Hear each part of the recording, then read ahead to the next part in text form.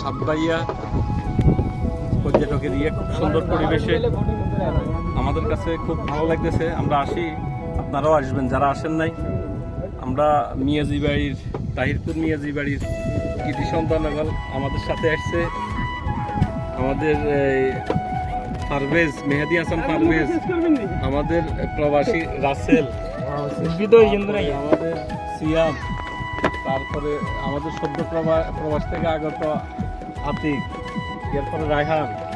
ইনশাল্লাহ আরও আমাদের যারা বাকি আছে ইনশাল্লাহ সবাই আসবে, আপনারাও আসবেন। খুব সুন্দর পরিবেশ, কাছে আমাদের থেকে এই কাছে শ্যানবাগ থেকে খুব নিকটে, শ্যানবাগের প্রতিবেশী এই জায়গাটা।